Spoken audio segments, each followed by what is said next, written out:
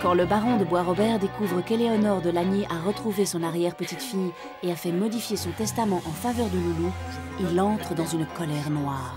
Retrouvez-la et faites-la disparaître. Si tu oses toucher un seul cheveu de mon arrière-petite-fille, je te jure que tu pourriras en enfer pour l'éternité.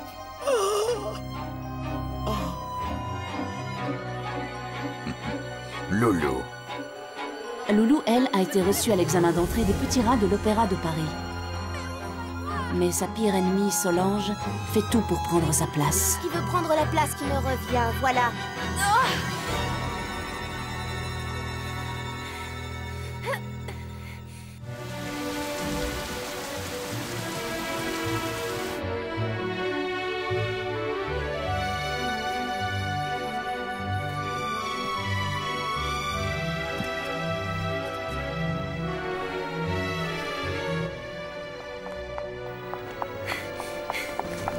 Bonjour mademoiselle, est-ce que je peux vous aider?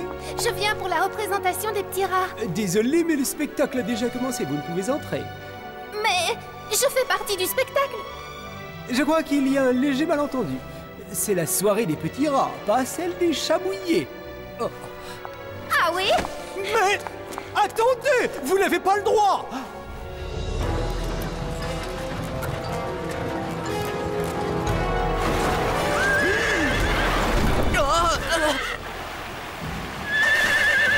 Un bon sang! Je regrette, mais je peux pas aller plus loin, monsieur. Tous les abords du canal de Saint-Martin sont inondés.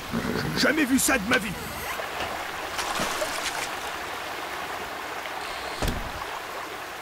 Ne vous inquiétez pas pour moi, je vais continuer à pied. Merci, pour vous. Au revoir. Merci, bon courage!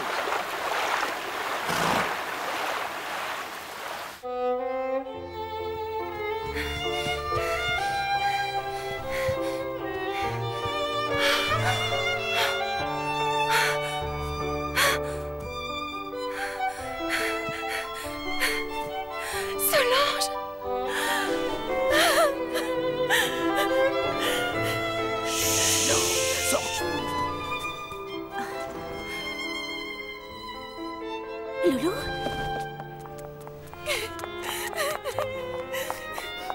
Dis donc, gamine, c'est pas un moulin à vent ici.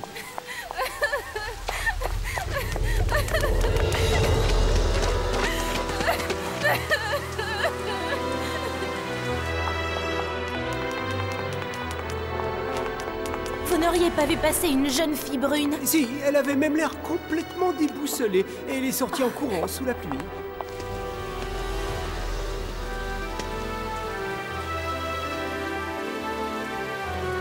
Loulou?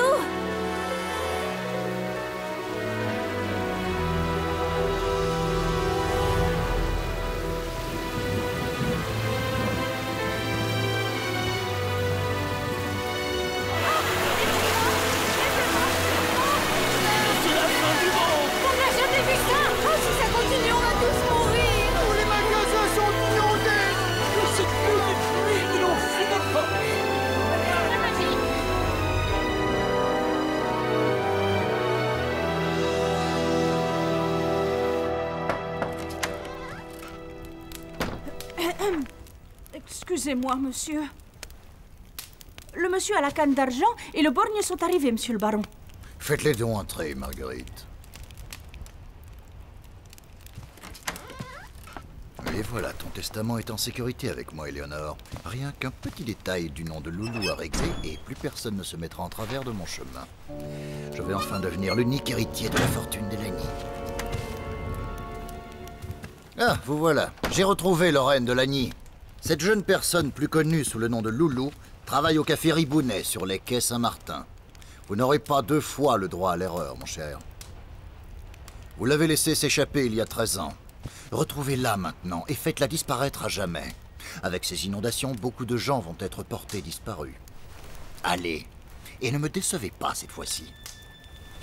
Je ne veux plus jamais entendre parler de cette fille. Suis-je assez clair? À vos ordres, patron.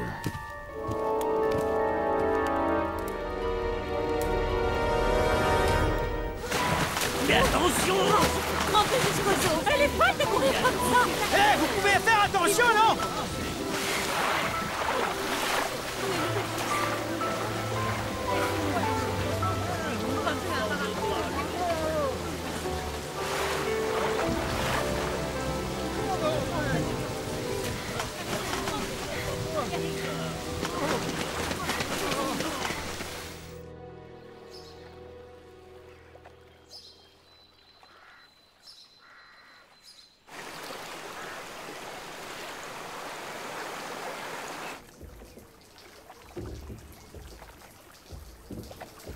Si c'est pas malheureux.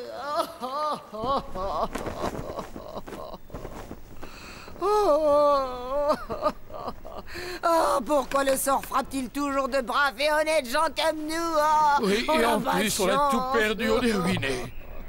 C'est pas juste. Tiens, d'où ça vient ce bruit? Sûrement les pillards.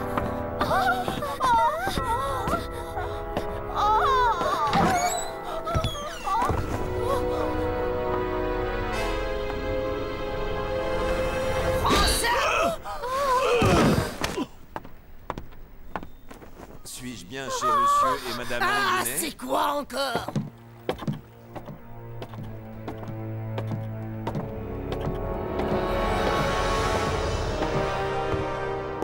Aïe!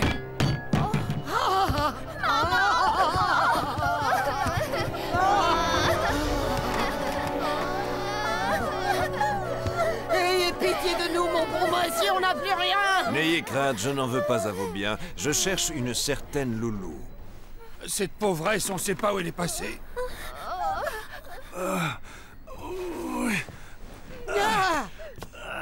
Cette brave femme croyait sûrement que tu venais la voler.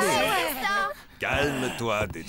Elle ne pouvait pas savoir que tu étais un honnête garçon. Oh, merci, mon bon monsieur. Pour répondre à votre question, cette fille que vous cherchez, là, cette Loulou, elle avait une chambre au rez-de-chaussée. Avec les inondations, notre vitrine a été fracassée par une barque. J'ai bien peur que la gamine a été emportée par les Tu as flots. entendu, Dédé? Va dire au patron que notre mission n'a plus de raison d'être. Bien, chef. Vous restez là? Je te rejoindrai plus tard. Allez, file! Entendu.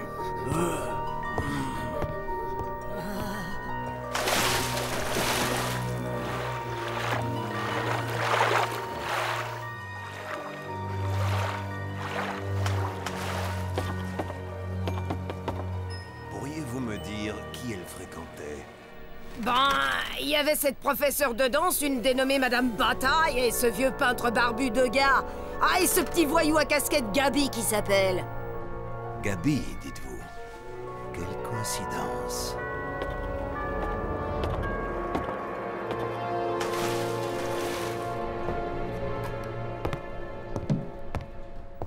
Je crois que le déluge est terminé, hein.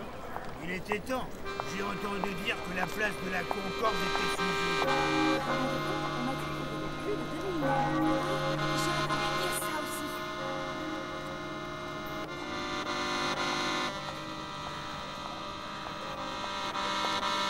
Maman, je veux une tartine. C'est pas tous les quartiers qui sont inondés. Sur la butte, on n'a rien à craindre. Un grog, s'il vous plaît. Ah, ces poils-là, c'est gourmand, faut toujours les recharger. Un verre de lait chaud.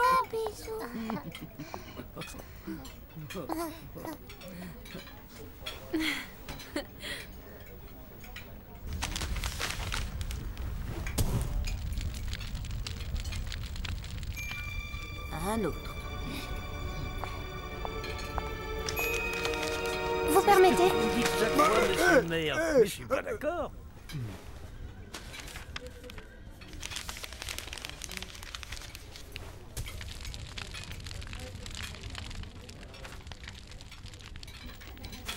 Pardon, madame, j'ai du mal à comprendre. Excusez-moi, je suis très fatiguée. Vous pourriez? Décès de la duchesse Éléonore de Lagny, survenu hier suite à une crise cardiaque. Son unique héritier, le baron de Bois-Robert, surmonte très mal son chagrin.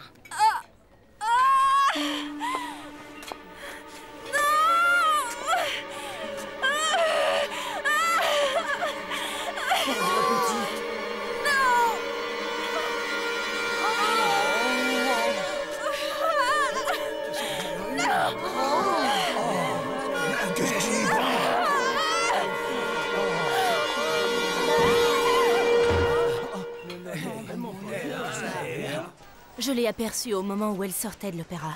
L'huissier à l'entrée m'a dit qu'elle paraissait très désemparée. Elle a disparu sous la pluie.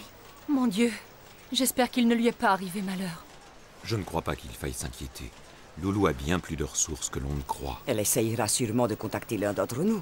J'espère que non. Ses ennemis nous surveillent. Notre devoir est de la protéger. Il est bien trop tard.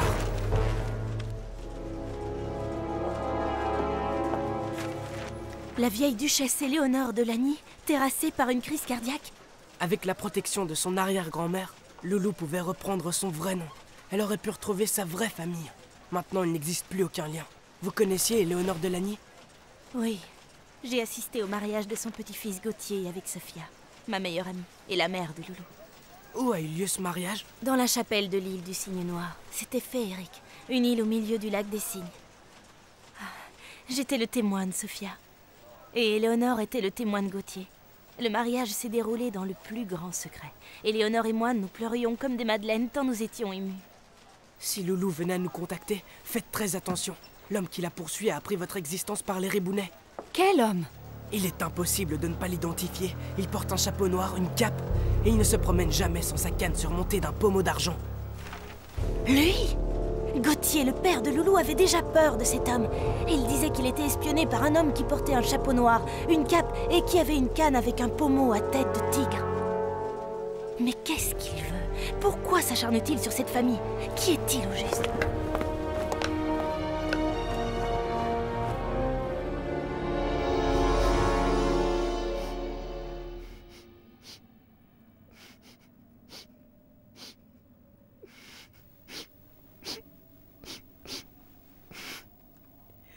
Ménard, grand-mère, pourquoi m'avez-vous tous laissé tomber? Je sais plus quoi faire, aidez-moi!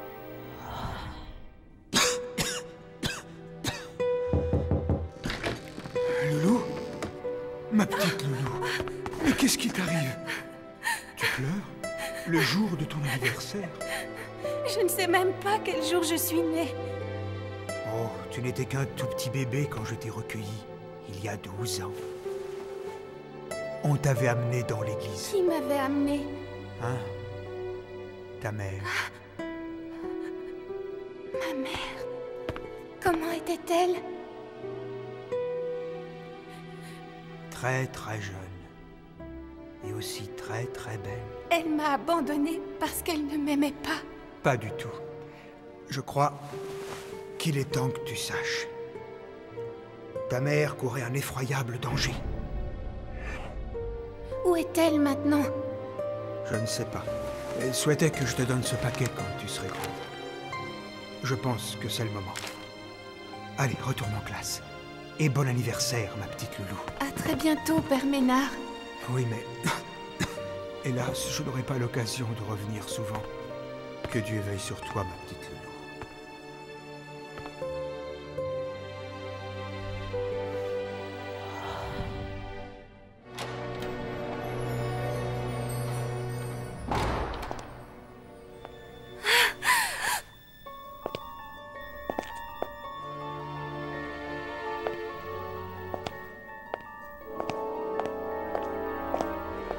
Qui est là? Loulou, c'est toi. Oh. Comme voulez-vous? J'en ai assez. J'en veux plus. N'aie pas peur. Ne me touchez pas. Ah, vous n'êtes qu'un monstre.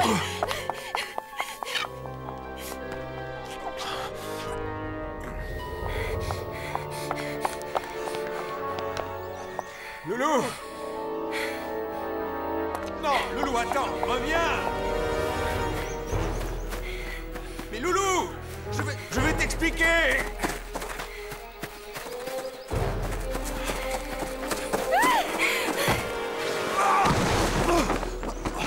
Loulou, non, je veux t'aider!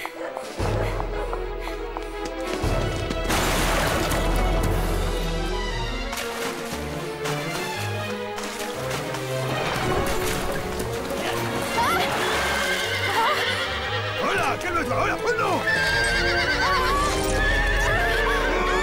Allez, elle est blessée!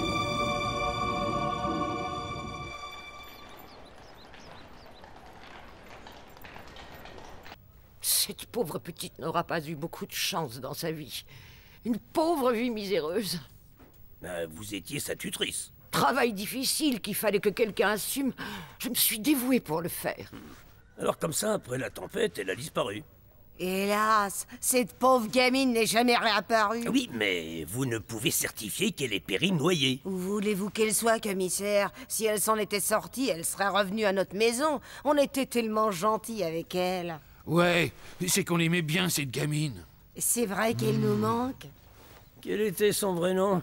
Ah, si au moins je le savais. Une orpheline connue sous le nom de Loulou.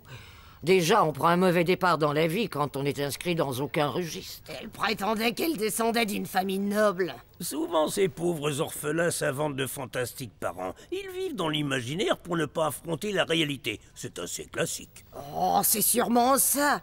Comme j'aimerais parler aussi bien que vous, monsieur le commissaire. C'est si fragile, ces pauvres petites graines. J'ai bien peur qu'elles soient mortes. Il est vrai que vos employés finissent souvent de façon tragique. Toujours est-il que nous ne pouvons pas vraiment la déclarer décédée. Pour la bonne raison que, ne figurant dans aucun registre, elle n'est jamais née.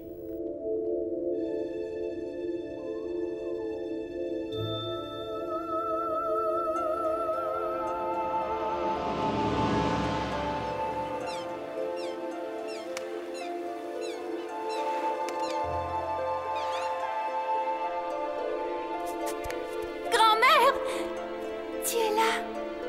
Ne me laisse pas. Loulou, retrouve ta maman chérie, retrouve Sophia. Elle seule t'aimera autant que moi.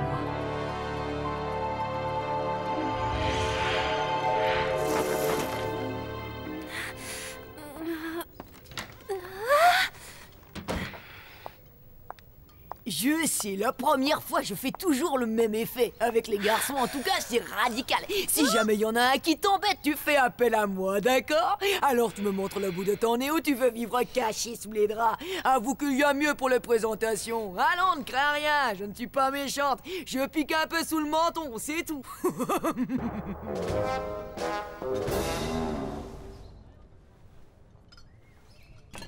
Tu n'as plus de fièvre.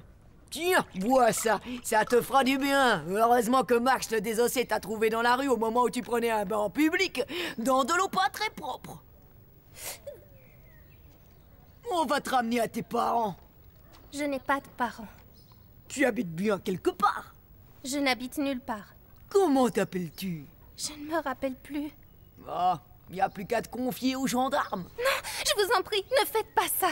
Tu ne t'entends pas avec les gendarmes? S'ils me trouvent, ils me conduiront tout droit en maison de correction. Ah, la maison de correction. J'ai connu ça, moi. Où sommes-nous? Au ciel. Si c'est un rêve, alors je suis morte. Non, et je suis Saint-Pierre qui surveille la porte du paradis. Et tu ne savais pas qu'il était une femme à barbe. Ça t'en bouche un coin, fillette. Gertie? Bonjour, ma jolie petite demoiselle aux yeux bleus. Vous voici enfin reposée. Je suis le baron Wolfgang Ulrich von Toppenfeld, un nom difficile. Appelez-moi Toby. Je suis la duchesse Lorraine de Lagny. Appelez-moi Loulou. Et moi, je suis la reine d'Angleterre. Je vous présente Gertrude la Poilue, couronnée grande impératrice. J'ai déjà conversé avec sa seigneurie. Il semble qu'elle ait la police aux fesses. Ah, seuls les gens de qualité ont droit à ce privilège. Mais rassurez-vous, duchesse, ici, vous êtes au ciel et vous ne risquez rien. Mais enfin, pourquoi appelez-vous cet endroit le ciel? Ah, enlevez-vous, cher ami. Je vais vous présenter le ciel.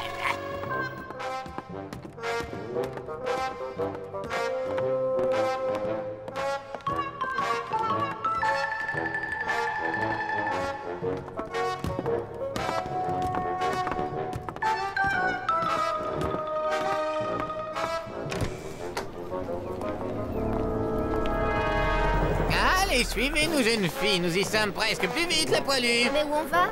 Patience, duchesse. Tadam! Et voilà le ciel.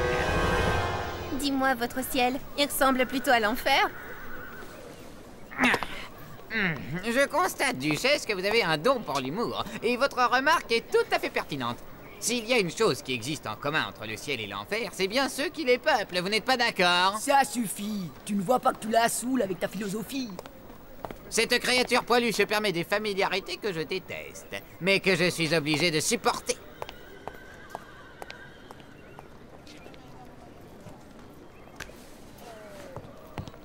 Entrez, entrez, venez frissonner, venez frire, venez découvrir l'innommable, l'incroyable, l'effrayant, l'épouvantable. Bienvenue au Cabaret des Horreurs, un spectacle unique à Paris. Après une tournée triomphale devant les têtes couronnées du monde entier, nous vous invitons à nous rendre visite au ciel. Vous y rencontrerez le plus petit homme de la Terre, 53 cm et bien moins sans talons, votre serviteur, Tommy.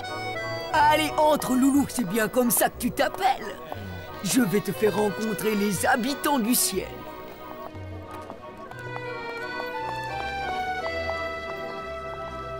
Oh, ouais, attendez-moi, hein, c'est pas parce que je suis petit qu'il faut me laisser tout seul. À l'aide! Aidez-moi, je suis coincé! À l'aide, au secours, sortez-moi de là! À l'aide! Oh. Max, tu ne crois pas que tu as passé l'âge d'impressionner les jeunes filles? Je sais, parle-moi tes leçons, Gertie, sortez-moi de là! Y'a qu'à demander!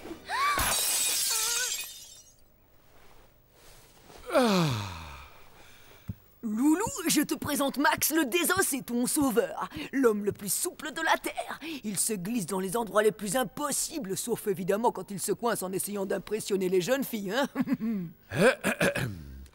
Bonjour, Loulou. Non, c'est à moi de dire bonjour. Non, c'est à moi cette fois de dire bonjour. Pourquoi ce serait à toi? Ouais, c'est ça, menteur. Je te présente Abel et Cain, les frères siamois les plus célèbres de la planète. Ils ont tout en commun, sauf le caractère. Bonjour, Loulou. C'est à moi de lui dire bonjour. Tu pourrais être un peu gentleman pour une fois. C'est toujours la même chose. Monsieur veut toujours passer devant tout le monde. Mais tu vas te taire à la fin? Non, toi d'abord. Pourquoi je me tairais le premier, hein? Mademoiselle Gertie, je crois qu'on va avoir besoin de votre aide.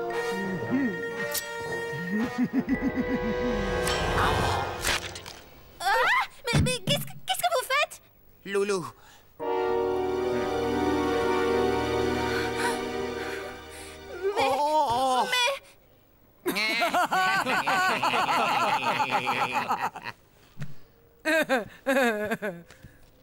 John, je crois que ce numéro est 100 fois plus effrayant que le précédent, tu sais?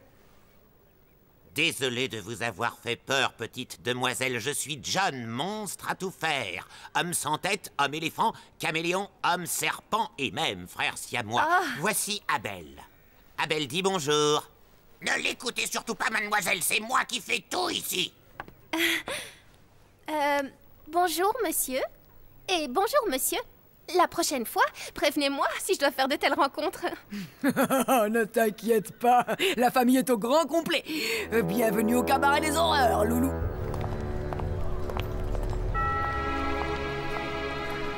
Loulou, je sais que tu es là quelque part. Ils ont beau tous me dire que tu t'es noyé. Je sais que tu es toujours là, avec moi. Je te retrouverai, Loulou. Vos crimes me regardent. Votre place, à vous, est en prison.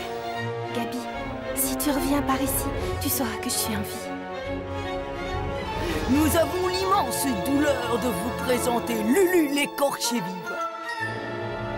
Tenez. Voici ton château.